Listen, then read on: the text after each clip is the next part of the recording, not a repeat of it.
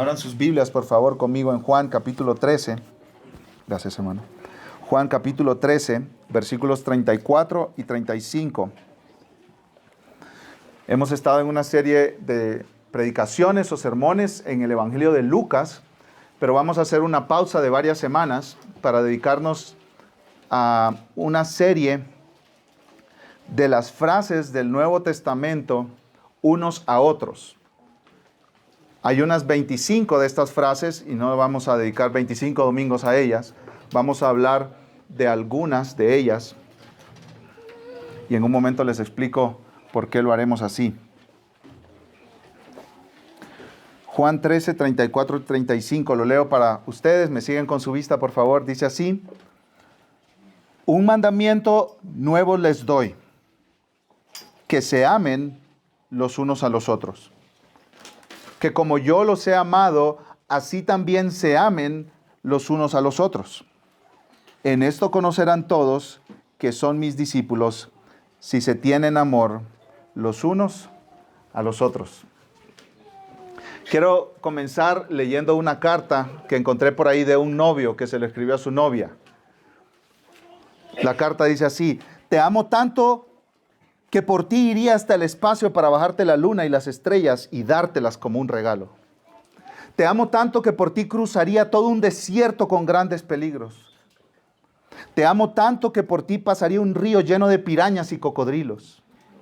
Te amo tanto que por ti dejaría todo lo que tengo. Con todo el amor del mundo, tu novio. Nota: voy a tu casa mañana si no llueve. Aunque no había tanto amor ahí, ¿cierto?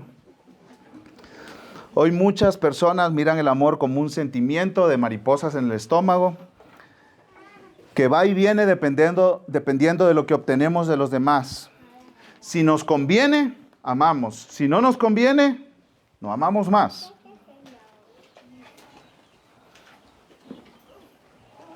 Si no tenemos muchas dificultades y muchos obstáculos, amamos. Si se nos hace fácil, amamos. Pero si es muy difícil y requiere mucho sacrificio, no cuentes conmigo. A veces es interesante prestar atención a las canciones que se escriben en nuestra época, porque dan un vistazo a la realidad del corazón de la mayoría de las personas. Las canciones revelan la cultura y la sociedad y los pensamientos de la sociedad en que vivimos. Y hay una canción que se llama Amor Garantizado. Escucha lo que dice: quien busque un amor honesto que se ajuste al presupuesto y con garantía de por vida, que le ponga atención a esto. Le doy muchas facilidades de conseguirlo un ratito en cómodas mensualidades y el crédito es muy facilito. Si tú eres cariñosa, si nunca has engañado, si no eres mentirosa, habrás calificado. Si crees, reúnes eso, debes venir cuanto antes. Mi enganche es solo un beso y soy tuyo al instante. Sincero es el amor que ofrezco, es resistible a las tentaciones, alérgico a chismes y contra celos y traiciones. Esto parece un chiste, pero es el intercambio que muchas personas viven. Ofrezco amor si tú me das lo que estoy buscando. Yo te ofrezco lo que tú estás buscando, pero si tú me regresas a cambio lo que yo estoy buscando.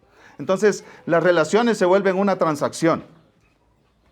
Yo te doy, tú me das. Si tú no me das, yo no te doy nada. No esperes nada de mí. Te amo mientras tú me des lo que yo quiero. Y en cuanto dejes de darme lo que yo quiero, te abandono. Ahora, Dios en su palabra nos enseña lo que es de verdad el amor. Él nos muestra cuál es el camino que Él quiere que nosotros sigamos. Y como les decía hace un momento, hoy comenzaremos una breve serie de predicaciones tomando esas frases unos a otros del Nuevo Testamento. Pausaremos Lucas por unas semanas y nos dedicaremos a ver los unos a los otros, los mandatos de Dios para los seguidores de Jesús. Para las personas que dicen, yo creo en Jesús. Bueno, ahí les va. ¿Cómo viven esas personas que dicen, yo creo en Jesús? Nuestra iglesia es una iglesia bebé, estamos en pañales. Hoy cumplimos 6 meses de habernos empezado a reunir. 6 meses de habernos empezado a reunir. Estamos literalmente en pañales. Estamos descubriendo lo que significa ser una iglesia. Estamos descubriendo lo que significa ser una comunidad. Estamos, sí, sorprendidos por la obra que Dios ha hecho hasta ahorita entre nosotros, pero también vemos hacia el futuro y nos preguntamos, ¿y qué viene para esta congregación? ¿Y qué viene para nosotros?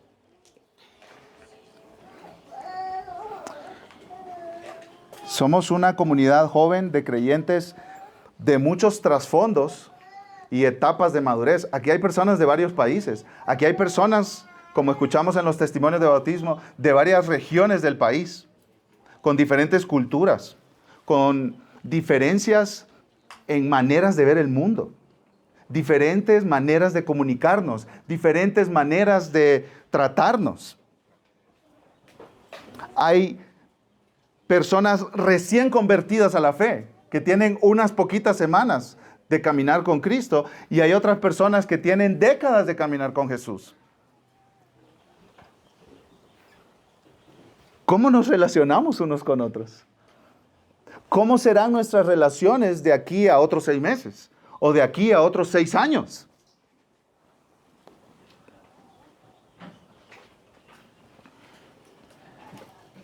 Por eso decidimos tomar el tiempo para estudiar lo que Dios pide los unos de los otros en una comunidad de creyentes, en una iglesia local. Porque queremos poner un buen fundamento para que en 6 años o en 60, si Dios nos da vida, no estemos de las greñas. No estemos en divisiones, en separaciones. Gente saliendo enojada con otras personas de la iglesia. Gentes con amarguras y enojos y conflictos no solucionados. Queremos aprender, necesitamos aprender cómo tratarnos unos a otros. Necesitamos aprender cómo llevarnos unos a otros, cómo responder al pecado de otras personas en esta comunidad, cómo responder a las necesidades de otras personas en esta comunidad. Cuando alguien no tiene comida en su refri, ¿cómo respondes tú? Si te das cuenta de eso. Cuando alguien esté en hospital en cama o va a ser operado en una cirugía complicada, ¿cómo respondes tú? Y queremos ponernos de acuerdo en esto, porque muchas iglesias no están de acuerdo en eso. Y entonces ahí, como quizás la mayoría de nosotros sabemos, empiezan los problemas, los conflictos, las divisiones, las separaciones, y la gente que antes eran amigos se convierten en enemigos. Literalmente, hermanos, esto nadie me lo ha contado. Yo he visto amistades de 30 años romperse por problemas en la iglesia. Gente que literalmente compró su casa al lado de la otra familia para vivir lo más cerca posible, se mudan y se van lejos porque se odian unos a otros. Oh, hermanos, que Dios nos libre de eso. Que Dios nos libre de eso, pero para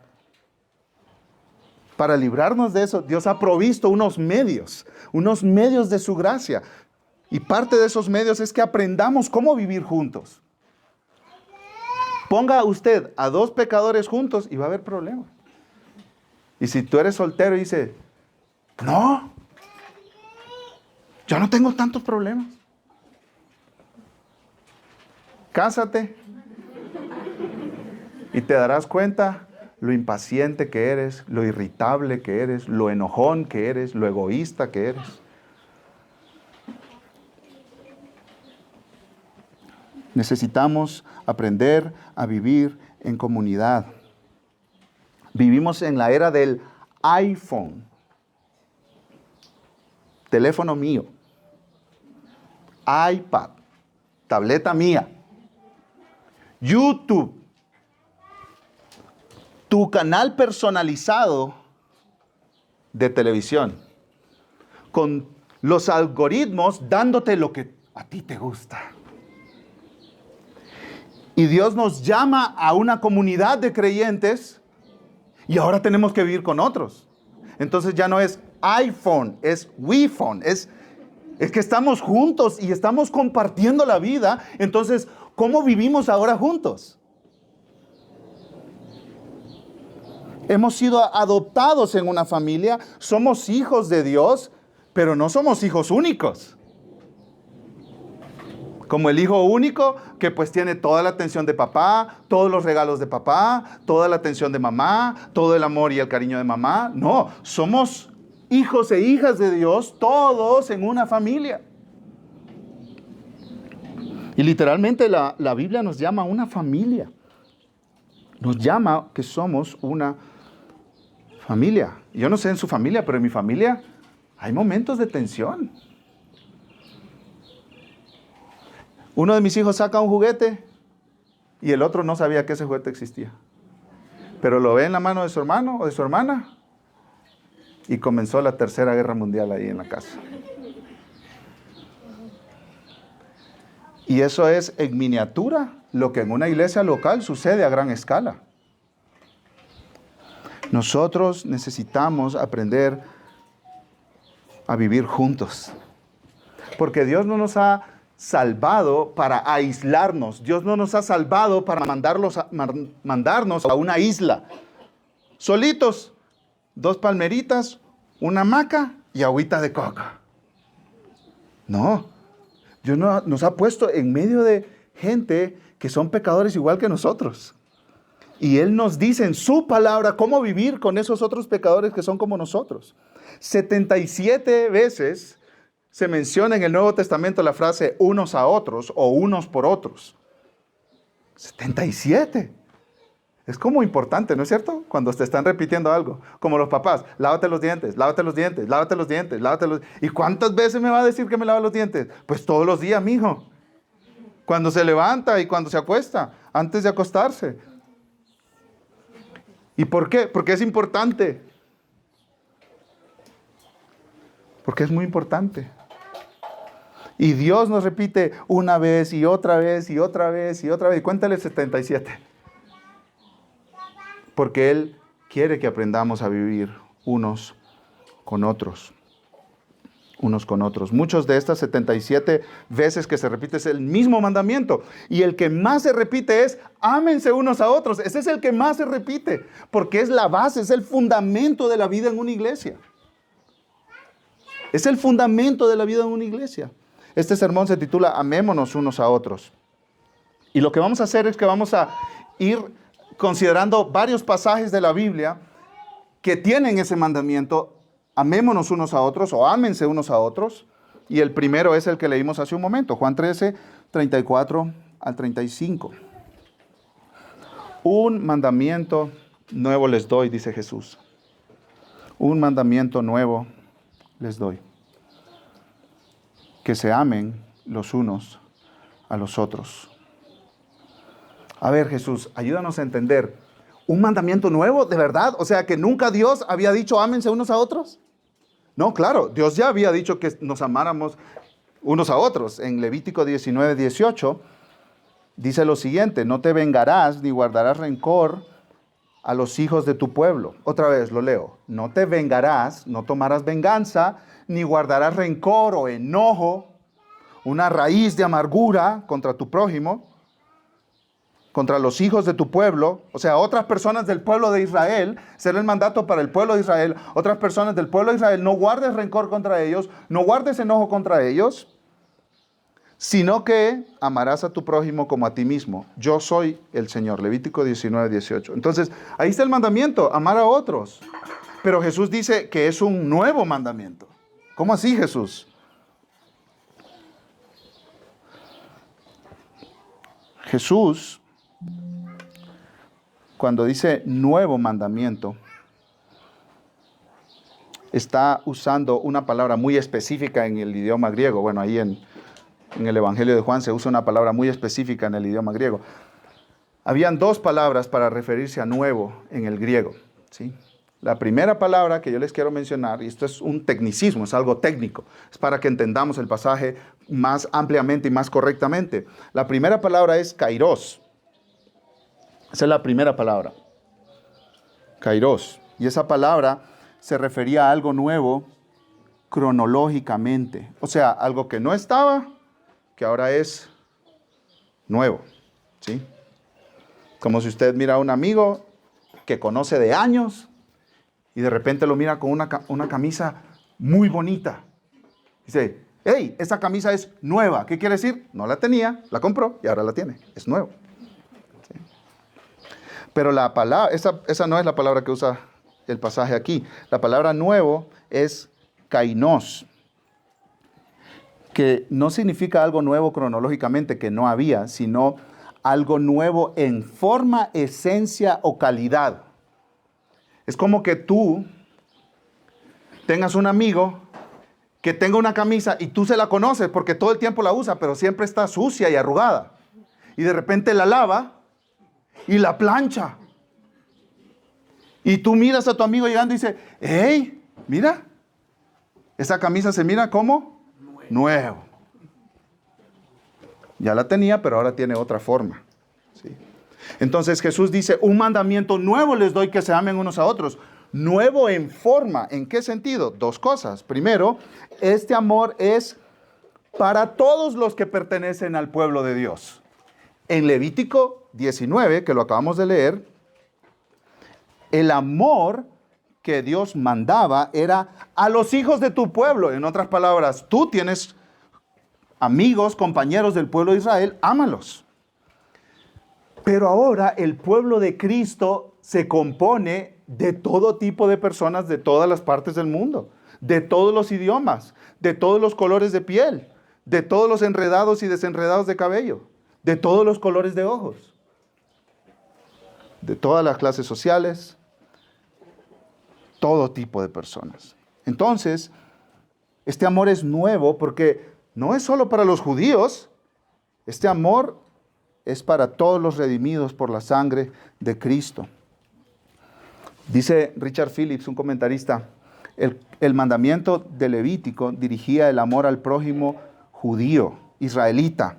Todo el contexto de Levítico es el de la comunidad del pacto de Israel, pero la muerte de Cristo abre la salvación para todo el mundo. Y el antiguo mandamiento de amar incluye ahora a cualquier creyente en Jesús de cualquier clase, lugar o nacionalidad. Y escucha esto, termina diciendo esta frase de Richard Phillips: somos una comunidad de creyentes de todo tipo. Aguas a esto. Ojo a lo siguiente. Algunos de los cuales nos resultan más difíciles de amar que otros.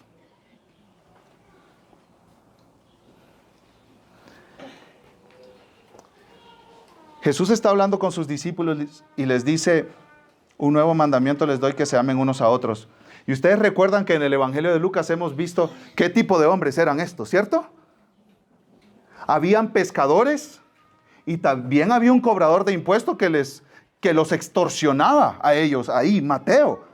Y ahí estaban Mateo, Pedro, Jacobo y Juan. Pedro, Jacobo, Juan, Andrés habían sido extorsionados por Mateo y ahora estaban en la misma comunidad de discípulos de Jesús. Y Jesús les dice, ámense unos a otros. Ay, ay, ay. ¿Amar a este extorsionador? ¿A este ladrón? ¿En serio? Este ladrón extorsionador redimido por la sangre de Cristo, que ya no roba ni extorsiona, porque Dios le cambió su corazón, ¿cierto? Entre los discípulos había un hombre llamado Simón el Celote. ¿Saben lo que era un celote? Un celoso por el pueblo judío. Era antiimperialista. Era un revolucionario anti el gobierno romano. Odiaba al César, odiaba al emperador, y esos celotes se escondían para hacer emboscadas a soldados y matarlos, soldados romanos. Y adivinen qué era Mateo, un cobrador de impuestos que había trabajado para Roma.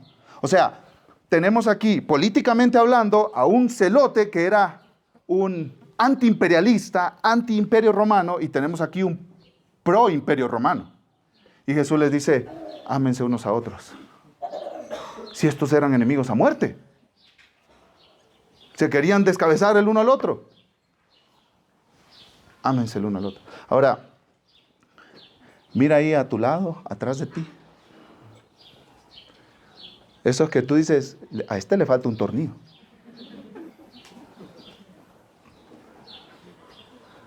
Este sí es difícil. Y lo ves viniendo por un lado y haces así como, te vas por el otro porque es que no tenemos química. No, conectamos. Él anda en sus temas y yo ando en los míos. Y Jesús dice, ámense unos a otros. Ámense unos a otros. Estamos llamados a amar a gente más pobre que nosotros. Y también estamos llamados a amar gente más adinerada que nosotros. Estamos llamados a amar gente menos educada que nosotros. Menos preparada que nosotros. Menos intelectual que nosotros, y estamos llamados a amar a gente más intelectual que nosotros, más preparada que nosotros. En lugar de tenerles envidia, en lugar de decir, ¿por qué yo no tuve esa preparación? Amarlos. Estamos llamados a amar a solteros, a casados, a los niños, a los jóvenes, a los ancianos. Estamos llamados a amar a personas de diferentes, esto es controversial, partidos políticos. Y diferencias de opinión sobre cómo se hacen las cosas en el gobierno. Mira a tu alrededor. En serio, no estoy bromeando. O sea, es un ejercicio. Mírame a mí, este hondureñito. Somos difíciles de amar. Somos muy difíciles de amar. Y quizás tú eres una persona callada, reservada, y de repente te toca amar a un norteño. ¿Cómo le haces? ¿Cómo le haces? Quizá tú eres así fuerte, y áspero y duro, y te toca amar a alguien sensible, sensibilito. Como le dicen por aquí, un jarrito de Tonalá. ¿Cómo le haces? ¿No puedes ignorarlo? Aquí vas a estar sentado al lado de él, de ella. Vas a estar tomando la Santa Cena con ella. Vas a estar en los mismos estudios bíblicos. Vas a estar escuchando los mismos sermones. Vas a estar en los mismos chats, recibiendo todos los gifs ahí que manda. ¿Cómo le haces para amarlos? Un mandamiento nuevo les doy, que se amen los unos a los otros. No solo gente de tu propia nacionalidad, o de tu propio color de piel, o de tu propio estatus social, o de tu propio estatus de educación. No, un mandamiento nuevo les doy, que se amen los unos a los otros. Amarse unos a otros. ¿En qué sentido también era diferente este amor? Era nuevo este amor. Hay un segundo sentido. Que este amor sigue el ejemplo del amor de Cristo. Entonces hay dos sentidos en que es nuevo, ¿cierto? Uno, que ahora ya no está reservado al pueblo judío, sino que es para todos los redimidos por la sangre de Cristo. Pero en segundo lugar, este amor es un amor que tiene un nuevo ejemplo que no existía antes, que es el ejemplo del amor de Cristo por mí. Mira lo que dice Juan 13, versículo 34. Un nuevo mandamiento les doy, que se amen los unos a los otros. ¿Y qué dice Jesús? ¿Cuál es el ejemplo que pone? ¿Cuál es el modelo que pone? Como yo los he amado, así también se amen los unos a los otros. Este amor al cual Dios nos llama sigue el ejemplo de Cristo. Un amor sacrificado, un amor generoso, un amor perdonador, que no dependía de nuestros méritos, que no dependía de lo bueno que éramos nosotros. Ese es el amor de Cristo. Un amor donde, escucha esto, el ofendido vino para pagar la deuda de los ofensores. Y aquí tenemos una aplicación para nosotros. El amor bíblico que Dios está pidiendo entre nosotros funciona de esta manera. Si viene alguien y me ofende a mí, yo estoy llamado a amarlo como Cristo. O sea, a no esperar que Él venga a tratar de reconciliarme conmigo y que yo aquí me haga el digno. Me ofendió.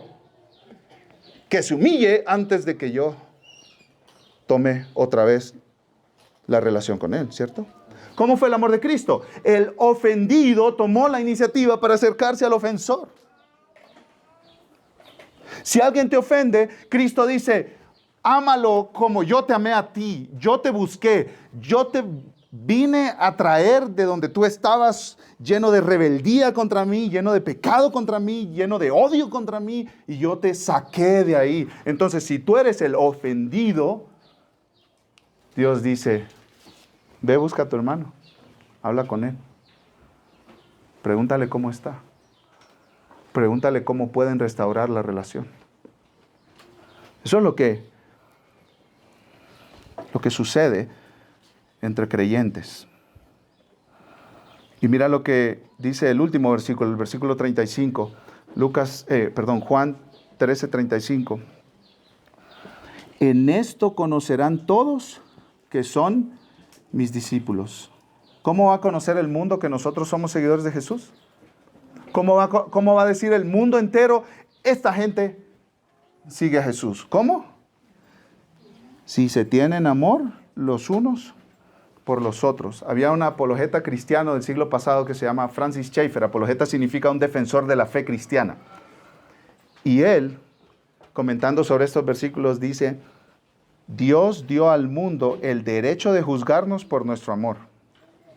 Y dice más adelante, que es como que si Jesús estuviera hablando con los discípulos y de repente se volteara y hablara al mundo ahora, a los no creyentes, a los que no creen en Cristo, a los que no creen en el Evangelio, y les dijera: tengo algo que decirles, según mi autoridad les doy un derecho, pueden juzgar si un individuo es cristiano o no, de acuerdo con el amor que muestra hacia todos los cristianos.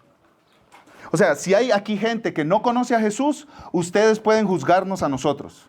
Pueden ver mi vida, a Daniel, y decir: ¿cómo trata este hombre a sus hermanos y hermanas cristianos? Y ellos pueden juzgarme a mí y decir: ¿tú no conoces a Cristo? ¿Por qué? Porque no amas a tus hermanos. No amas a tus hermanos. Entonces, por el permiso que les dio Cristo, es justo que los no creyentes miren a una iglesia dividida en pleito y en odio unos contra otros y que digan: esta gente no conoce a Dios. Cristo les dio permiso de hacer eso. Cristo les dio el derecho de juzgarnos porque no mostramos amor hacia otros. Entonces, si tú eres creyente, si tú no eres creyente, si tú no eres seguidor de Jesús y dices: yo no puedo creer en ese Dios porque mira a los cristianos cómo se pelean, ese es el permiso que Dios te dio. Ese es el permiso que Jesús te dio. Pero Jesús te dio el permiso de decir que ellos no son creyentes. Entonces tú tienes que buscar a gente que sí se ame para ver la realidad de la conversión. En otras palabras, quienes no se aman son un mal testimonio de Cristo, no son un buen testimonio de Cristo. Quienes no se aman están diciendo con su vida: nosotros no conocemos a Jesús. Ahora, veamos ahí en Juan 13 en qué estaban pensando los discípulos. En Juan 13, nosotros vemos una escena aquí antes de la última cena de Jesús con sus discípulos, donde Jesús le lava los pies a cada uno de ellos, incluyendo a su enemigo Judas.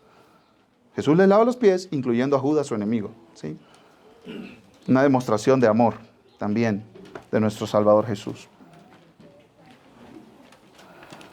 Esta es una enseñanza. Jesús les estaba dando una lección de humildad, de servicio. Ellos jamás habían visto algo así. Un maestro humillarse hasta un lugar tan bajo de hacer el trabajo que un esclavo, el peor esclavo de todos, hacía, que era lavar los pies de la gente antes de comer. Ese era el trabajo más humillante que alguien pudiera hacer. Y Jesús lo estaba haciendo. El Hijo de Dios lo estaba haciendo. El Rey del universo lo estaba haciendo. Y lo estaba haciendo unas horas antes de ser arrestado, juzgado injustamente y crucificado en la cruz. Ahora, ¿en qué estaban pensando los discípulos? Acompáñenme por favor a Lucas capítulo 22. Lucas capítulo 22 nos da un detalle, un detallazo. Lucas está antes de Juan en sus Biblias. Lucas capítulo 22, versículo 24. Lucas aquí nos da un detallazo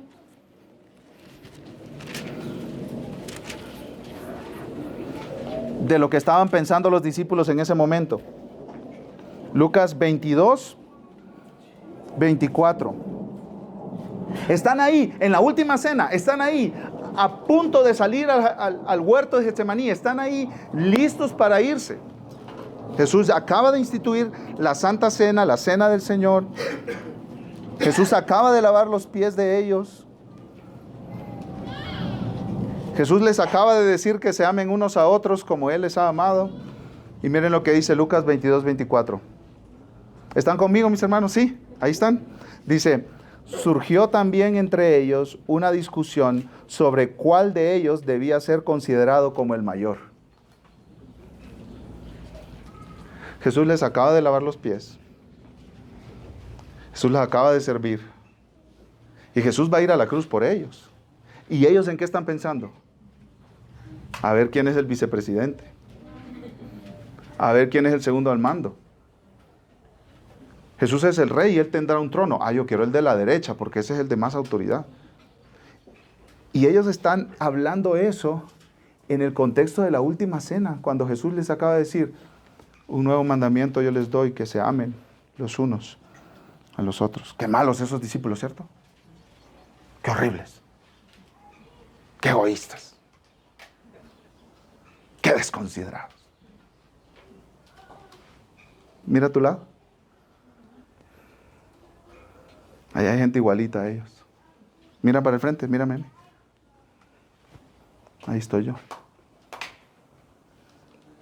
Y sabes, no tenemos espejos para todos, pero mira un espejo y ahí te vas a ver también. Entonces, ¿qué sucede en la comunidad de cristianos? Hay roces, hay diferencias, hay conflictos. Y si no nos amamos, nos vamos a dividir. Si no nos amamos, nos vamos a pelear y nos vamos a ir cada quien por su lado y cada quien a su rancho. Si no nos amamos, va a suceder lo que pasa con un motor que no tiene aceite, un motor de un vehículo que no tiene aceite. ¿Qué pasa con un motor de un vehículo que no tiene aceite? No tienes que ser experto en motores y en autos para saber lo que pasa con un motor que no tiene aceite, ¿cierto? ¿Qué sucede? Se echa a perder, se rompe. El amor, mis amados hermanos, es el aceite que lubrica nuestras relaciones. Sin amor no hay futuro, mis amados hermanos, para esta congregación.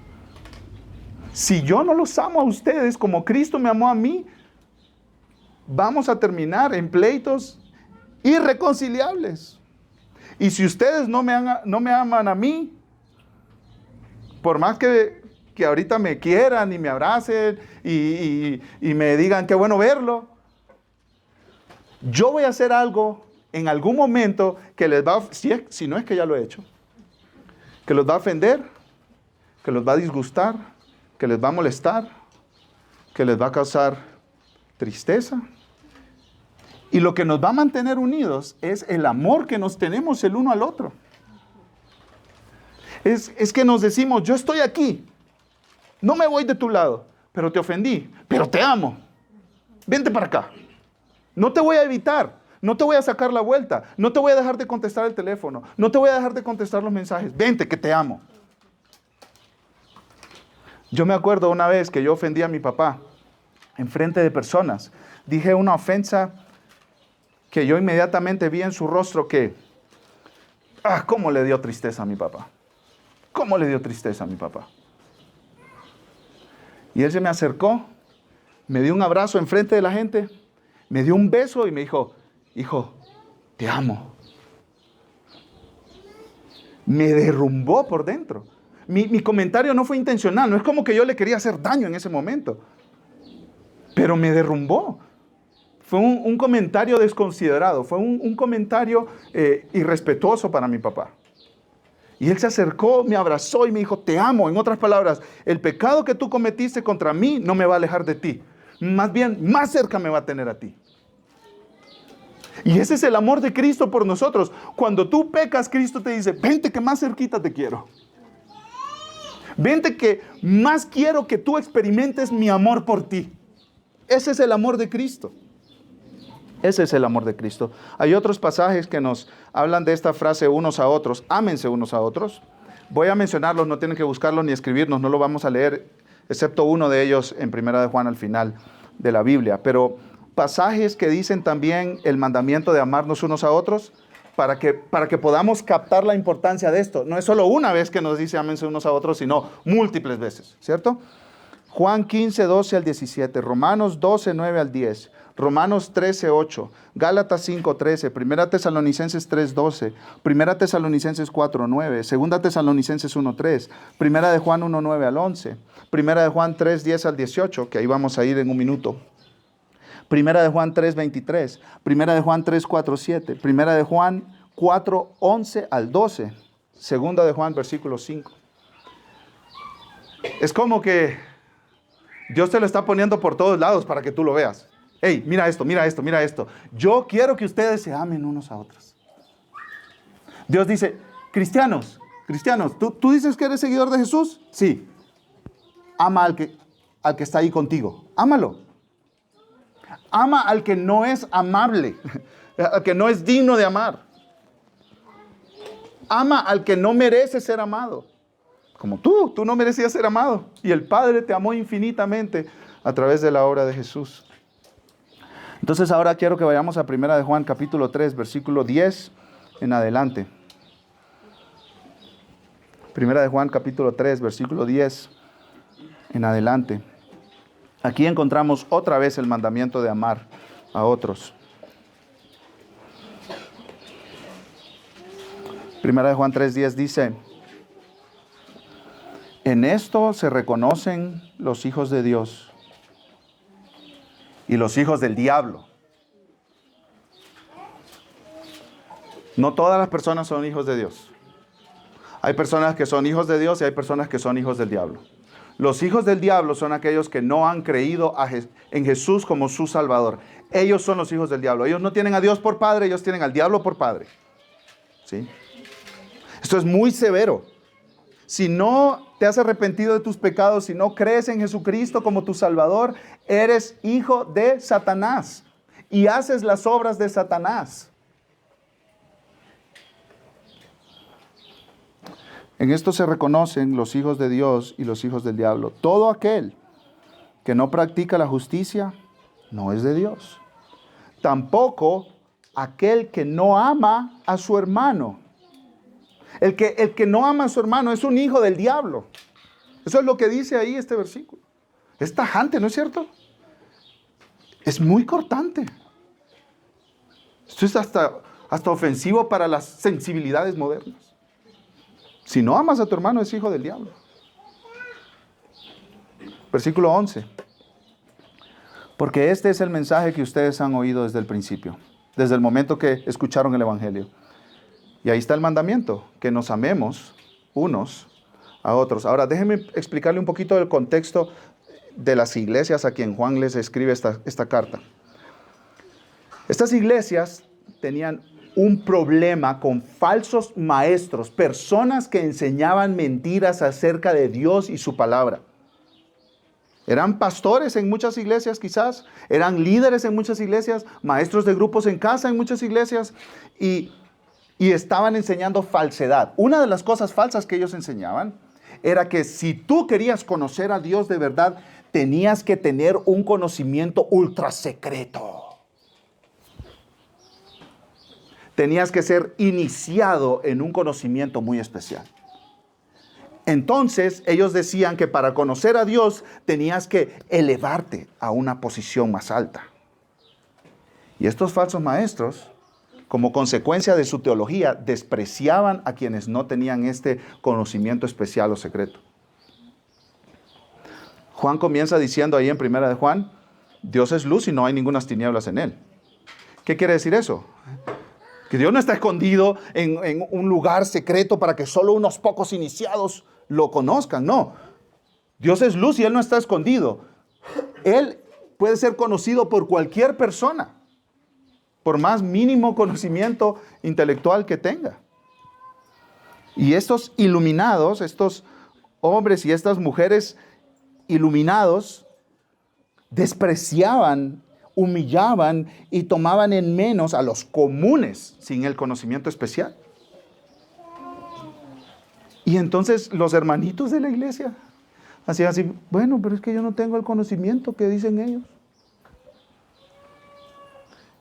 Y entonces Juan les escribe y les dice, hey, ¿cómo pueden ustedes saber que alguien conoce de verdad a Dios? ¿Ama a sus hermanos? ¿No los desprecia? ¿No los humilla? ¿No los menosprecia? ¿No los hace a un lado? Los ama. En otras palabras, Juan les está diciendo, esos falsos maestros son del diablo, ellos no los aman a ustedes.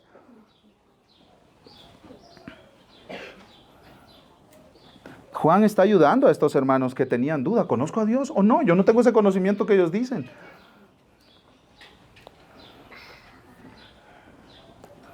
Pero Juan les dice, un verdadero cristiano ama a sus hermanos.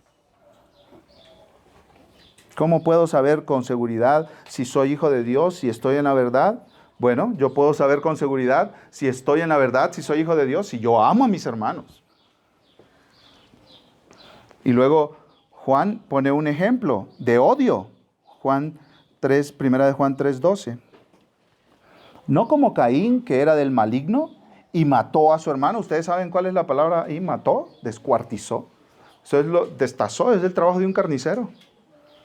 Eso fue lo que hizo Caín con su hermano. Lo descuartizó.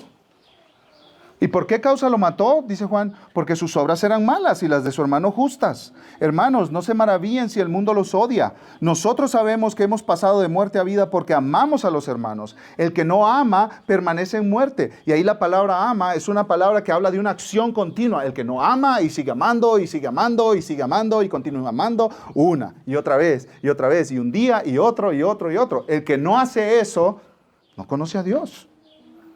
Está en muerte espiritual. Versículo 15. Todo el que aborrece a su hermano es un asesino. O sea que no necesito una pistola para ser un asesino. Eso es lo que está diciendo aquí Juan. ¿Qué necesitas para ser considerado un asesino delante de Dios? No amar a tu hermano. Odiarlo. Eso es lo que necesitas para ser considerado un asesino de parte de Dios.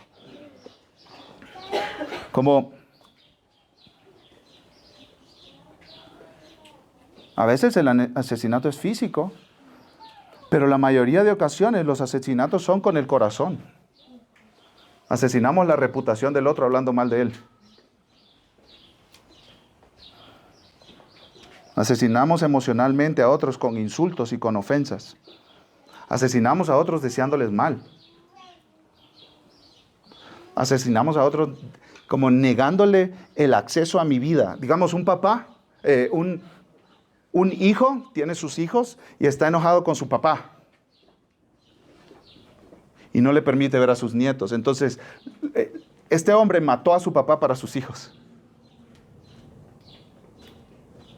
Dice un escritor, el odio es el deseo de deshacerse de alguien, ya sea que tengas o no el valor y la oportunidad para realizar el hecho. Lo odio. No me atrevo a matarlo, pero lo odio. Ese es el odio.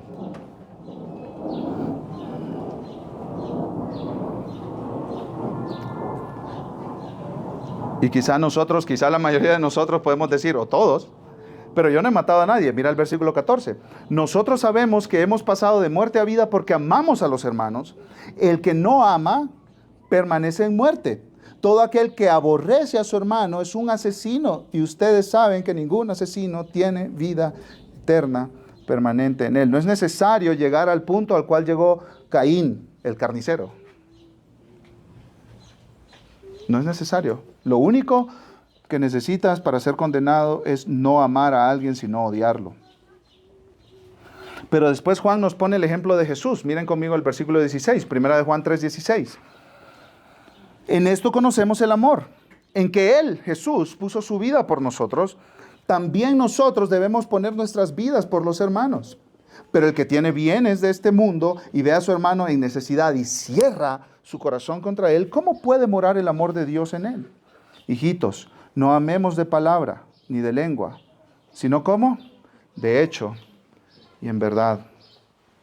Contrario a Caín, que tenía su corazón lleno de orgullo y de odio, está Jesús, que vino por amor a poner su vida, a dar su vida por nosotros. Él se autosacrificó para nuestro bien. Él se autosacrificó para nuestra salvación. Él dijo, nadie me quita mi vida, yo la doy, yo la pongo, voluntariamente la pongo. Él se sacrificó, mudándose del cielo a la tierra. Hizo una mudanza Jesús, por amor. Él se sacrificó haciéndose hombre, viviendo con las necesidades de un ser humano que no tenía en gloria antes de encarnarse. Él se sacrificó viviendo entre pecadores. Él se sacrificó llamando a 12 hombres pecadores imperfectos para que fueran sus discípulos, incluso uno de ellos el traidor. Él se sacrificó lavando los pies de sus discípulos, siendo el siervo más bajo de todos. Y sobre todo se sacrificó yendo a la cruz y entregando su vida por nuestro bien. Y ese es el mensaje de las buenas noticias del Evangelio. Ese es el hermoso mensaje que nosotros aquí creemos y proclamamos. Que Jesús vino a dar su vida por pecadores que merecían ser condenados eternamente en el infierno, para salvarnos y rescatarnos, y darnos una nueva vida, y darnos una herencia, la misma herencia de Él. Escucha lo que dice Tim Keller sobre el Evangelio. El Evangelio es este: somos más pecadores y defectuosos de lo que jamás nos hemos atrevido a creer. Pero al mismo tiempo, somos más amados y aceptados en Jesucristo de lo que jamás nos hemos atrevido a esperar. El mensaje del Evangelio debe humillar y elevar al mismo tiempo al creyente. Nos enseña que somos pecadores egocéntricos, perfora nuestras ilusiones sobre nuestra bondad y superioridad. Pero el Evangelio también nos llena de más amor y afirmación de lo que podríamos imaginar. Significa que no necesitamos ganarnos nuestro valor a través del servicio y el trabajo incesantes. ¿Te has sentido tú toda tu vida rechazado, quizás por un padre que nunca te valoró y nunca te amó? Quizás por un esposo que te abandonó. Quizás por tus hijos que nunca han reconocido tu trabajo y tu amor y tu servicio y tu dedicación. ¿Te has sentido tú despreciado? ¿Te has sentido tú que no reconocen tus esfuerzos? En Jesús, Dios ha derramado todo su amor sobre ti. Él te ama infinitamente como ningún ser humano te puede amar. Él te ama cuando otros te desprecian. Él te ama cuando otros te ignoran. Él te ama cuando otros no dan un peso por ti. Él dio su vida por ti. ¿Tú sabes qué buenas noticias son esas? ¿Tú sabes qué maravillosas noticias son esas? Para gente que ha sido despreciada toda su vida por sus padres. Para gente que ha sido despreciada toda su vida en los trabajos o en las escuelas. Para los niños que les hacen el bullying. ¿Tú sabes qué buenas noticias son estas? Hay un ser infinitamente grande que te ama. ¿Cuánto me amó? A tal grado de enviar a su Hijo a morir por ti en la cruz. Así te amó. Así te amó. Dio a su propio Hijo para rescatarte, para hacerte suyo. Y si tú no crees en Jesús, ¿por qué ignoras ese amor? ¿Por qué rechazas ese amor? ¿Por qué haces a un lado ese amor? Ese amor es demasiado grande. No te vayas de aquí rechazando ese amor. No te vayas de aquí ignorando ese amor. Y tú dices, no, pero es que yo le estoy buscando en una persona especial con la que me voy a casar. Esa persona no es capaz de darte ese amor. No, pero es que mi esposo algún día me va a amar. Es que esa persona no es capaz de darte este amor que se te está ofreciendo aquí en el Evangelio. Es que algún día mis hijos me van a reconocer. Es que tus hijos no son capaces de darte este amor eterno que Jesús te ha dado. No lo rechaces, por favor, no lo ignores. Jesús te ama. Te ama tanto que dio su vida por ti. Niños, escúchenme pequeños. Si ustedes creen que su papi y su mami los ama, ese amor es genial, es espectacular. Pero el amor de Jesús es infinitamente más grande. Jesús los ama como nadie los puede amar en este mundo. Jesús los protege cuando ustedes están enfermos. Jesús los atiende y los consuela cuando ustedes se golpean y se lastiman. Si su papi los abandona y si su mami los abandona, Jesús los cuida. Jesús los ama más que lo que ustedes se puedan imaginar. Hay mucho abuso en nuestros tiempos, hay mucho descuido, hay mucha gente ignorada y despreciada. Y Dios dice desde los cielos, en la cruz yo los amé infinitamente. Si tú no has recibido ese amor, yo te quiero rogar que tú te arrepientas de tu pecado y creas en Jesús como tu Salvador, el que perdonó toda tu maldad en esa cruz. Y ese Jesús te va a cambiar a tal grado y tan profundamente que si antes eras una persona que odiabas y decías, este me cae mal y aquel me cae mal, ahora vas a amar. Porque Jesús te cambia tu corazón, te cambia desde adentro hacia afuera. Te quita tu corazón de piedra endurecido, lleno de odio y de rencor, y te da un corazón nuevo cuando crees en Él. Un corazón lleno de amor y de gracia y de compasión. No tuyo, no es tu amor, es el amor de Dios implantado en el corazón con el que tú ahora puedes amar a otros. Con el que tú puedes amar a otros. Y entonces empiezas a demostrar un amor como el de Jesús. ¿Cómo? ¿Cómo es ese amor? Es un amor sacrificial. Porque Jesús dio su vida por nosotros y dice en el versículo 16, también nosotros debemos poner nuestra vida por los hermanos. Este es un amor sacrificial. O sea, yo me sacrifico por mi hermano. Esto no es un amor de mariposas en el estómago. Esto no es un amor de novela. De La Rosa de Guadalupe o la novela que usted se mire. Este es un amor sacrificial. Es un amor que te lleva a sacrificarte por los demás. Sacrificas tu dinero, sacrificas tu tiempo, sacrificas tu reputación incluso por tu hermano. Pero también es un amor particular, específico, versículo 17. Pero el que tiene bienes de este mundo,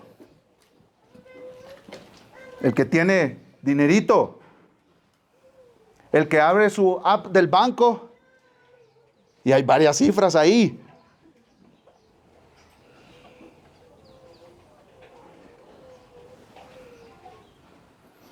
El que tiene bienes de este mundo y ve a su hermano en necesidad y cierra su corazón contra él, ¿cómo puede morar el amor de Dios en él? Entonces, si tú amas a tu hermano, tú vas a abrir el app y le vas a hacer un depósito. Tú vas a ir a tu despensa y te vas a acordar de aquel hermano que no tiene. Le vas a comprar también unas manzanas, unas peras, unos aguacates, unos virotes salados, unos jarritos de esos de mole preparado, con sus tostaditas también para que las acompañe. Y se lo vas a llevar a su casa. Pero es que él vive del otro lado de la ciudad y usted sabe cómo está el tráfico aquí, Daniel. Exactamente. Ese es amor. No, pero es que a mí nadie me ha dicho quién tiene necesidad aquí en la iglesia. Pues el amor averigua qué necesidad tiene el hermano. Porque se quiere dar cuenta cómo puede servir de una manera práctica al hermano, al vecino, al prójimo. No puedes decir, dice Juan, que el amor de Dios mora en ti si tú no amas así a tus hermanos. No puedes decirlo. Juan te está prohibiendo decir que tú has recibido el amor de Dios si tú no amas a tus hermanos de manera sacrificial y práctica. No puedes. Si tú escuchas de un hermano que tiene necesidad y cierras tu corazón, es una decisión deliberada. Yo no le voy a dar nada. Llegan a tocar tu puerta y dicen, apaga las luces, apaga las luces. No hay nadie. Si tú haces eso, tú no puedes decir, esta es una prohibición, no puedes decir que tú has recibido el amor de Dios. Porque el que ha recibido el amor de Dios abre su corazón y dice, ¿quién tiene necesidad? ¿A quién puedo servir? ¿A quién puedo ayudar?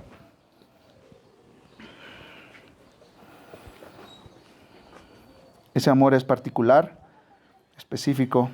Dijimos sacrificial, específico y práctico. Versículo 18, hijos, no amemos de palabra ni de lengua. De dientes para afuera se dijera hoy, ¿no? ¿No es cierto? ¿Conocen ese dicho? Este habla de dientes para afuera. Es como puras palabras. O como escuché por ahí, yo no sé si a quién se lo escuché, mucho tilín, tilín y nada de paleta. O sea, este habla y habla y habla y habla y no hace nada. Y no dice nada. Este amor no es subjetivo. Los quiero a todos. ¿Qué necesitas, hermano? ¿Necesitas que te lleven al doctor? ¿No tienes vehículo? Yo te llevo. O te presto el mío, llévatelo.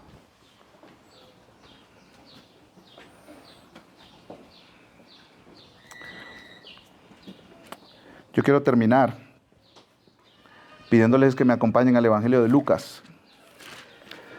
Lucas, capítulo 9, versículos 51 al 56. Lucas 9, 51 al 56.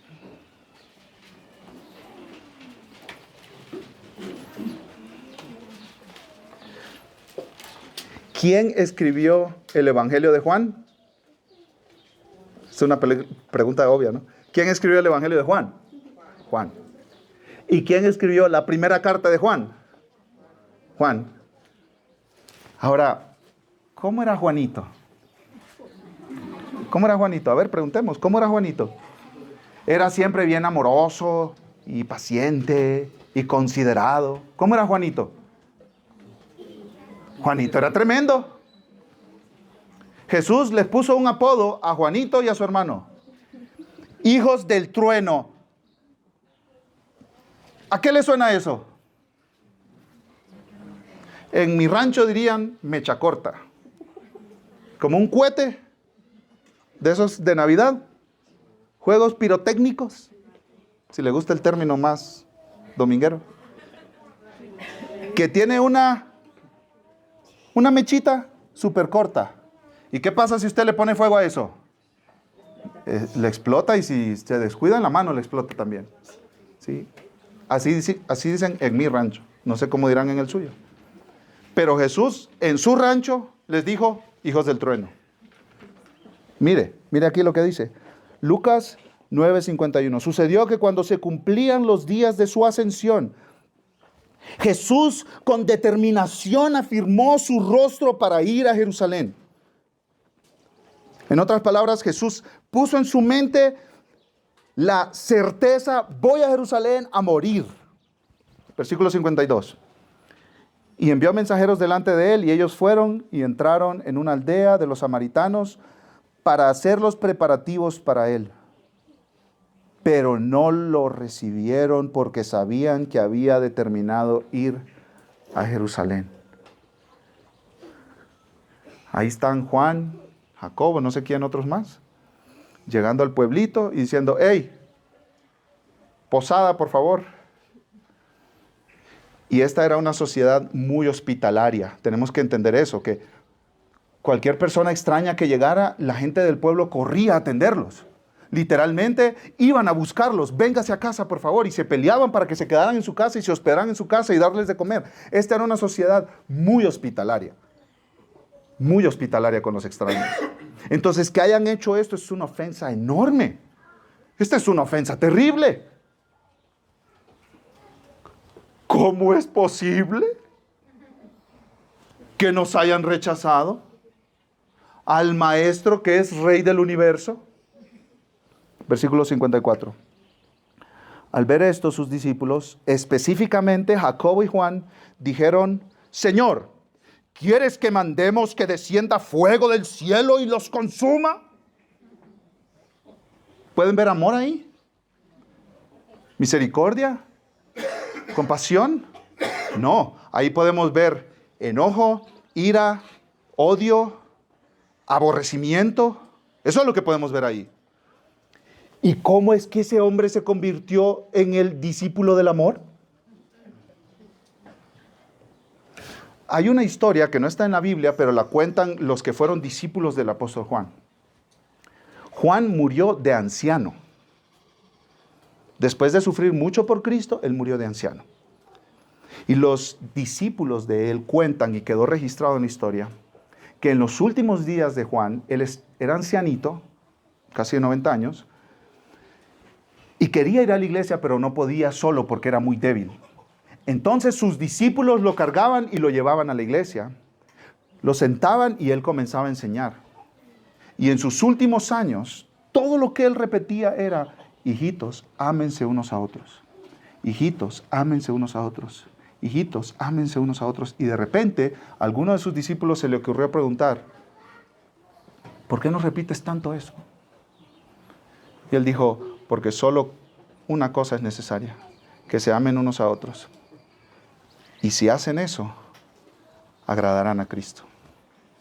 ¿Cómo es que ese hombre que pedía que destruyeran a un pueblo entero llegara a decir, ámense unos a otros y a demostrar tanto amor por otros que estuvo dispuesto a sufrir por causa de Cristo? ¿Saben cuál fue la diferencia en su vida? Que él caminó con Jesús y conoció el amor de Jesús. ¿Tú quieres crecer en amor por tus vecinos, por tus hermanos, incluso por tu esposa? ¿Por tu esposo? Que te está empezando a caer muy gordo. ¿Sabes cómo puedes crecer en amor por tus hijos? Y por la gente imperfecta de esta comunidad. Camina con Jesús como Juan. Conoce a Jesús. Mira a Jesús.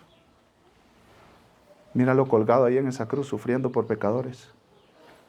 Míralo hablando con los discípulos, míralo hablando con la mujer samaritana, míralo hablando con los fariseos, míralo hablando con Nicodemo, míralo hablando con religiosos y pecadores. Míralo. Y ora a Dios, yo quiero amar como Jesús ama. Yo quiero amar como Jesús me ama. Hermanos, la unidad de esta congregación no depende de que todos estemos de acuerdo en los más finos detalles de teología y de doctrina. La unidad y la durabilidad de esta congregación no depende del dinero que nosotros tengamos en las arcas de la iglesia. La unidad de esta iglesia depende de que nos amemos unos a otros.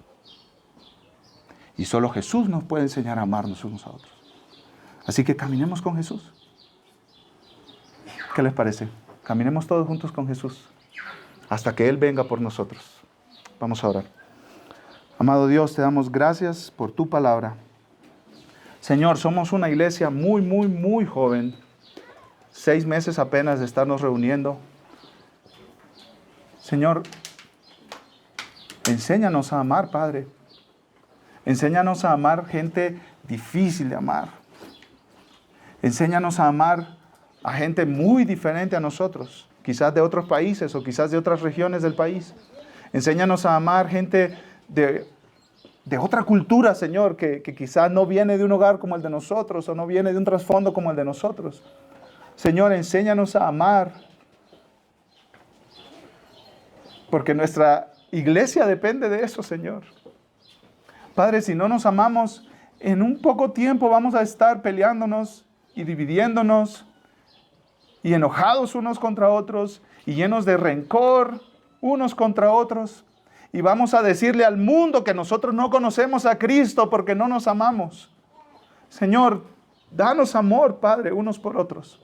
Esto es algo que solo tú puedes hacer como hiciste en Juan. Padre, hazlo en nosotros también, Dios.